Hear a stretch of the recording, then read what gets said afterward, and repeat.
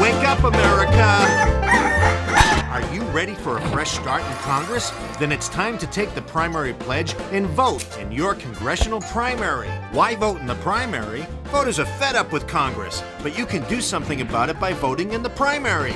Look, candidates are like fresh produce, and the best choices are in the primary. Wait till November, and you end up with the same old apples and oranges. After a few terms, they become spoiled rotten, packaged by special interest, and stacked gridlock in chambers way past their expiration date. So let's stop kicking the can down the road and kick some freshness into Congress. Take the primary pledge today, because November will be too late.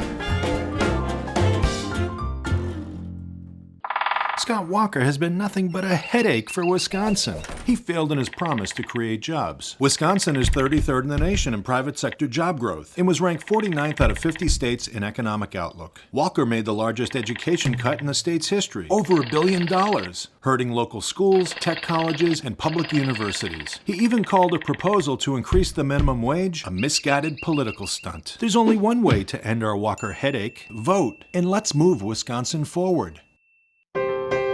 For generations, our schools have been the pride of Kansas. Education means economic opportunity, an investment in our children's future.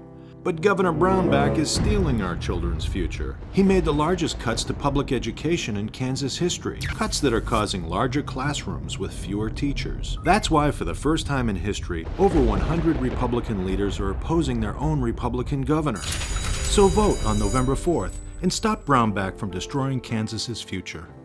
Alma Adams could teach Congress a thing or two. She strengthened domestic violence laws, improved fairness and funding for higher education, led the fight so all kids start the day with a good breakfast. Alma will teach Washington how to get things done.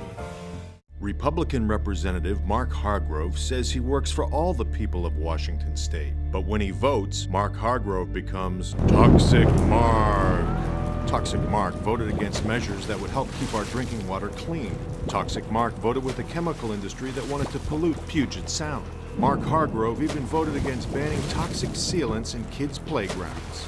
On November 6th, let's vote to keep Washington State beautiful and say no to Toxic Mark Hargrove. Republican Brian Watson is running to be our state representative, and he's been a generous donor to the Republican Party. In fact, in just the past several years, Brian Watson has given over $30,000 to fellow Republicans. But during that same time, he's owed thousands in back taxes, including more than $20,000 he refused to deduct in payroll taxes for his employees. Brian Watson, thousands in back taxes, yet giving thousands more to political campaigns. Tip the scales on Brian Watson and say no to Brian Watson.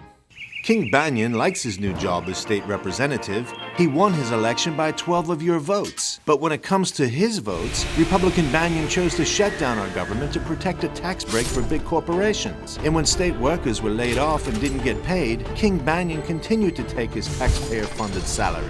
He even killed a jobs bill that would have put Minnesotans back to work and voted to raid millions from our public schools budget. On November 6th, it's time to knock King Banyon off his throne. Who is David Moon? He's a grassroots progressive, supported by teachers, environmentalists, women's groups, and labor. Elect David Moon to the Maryland House. It's one small step for Moon, one giant leap for Maryland.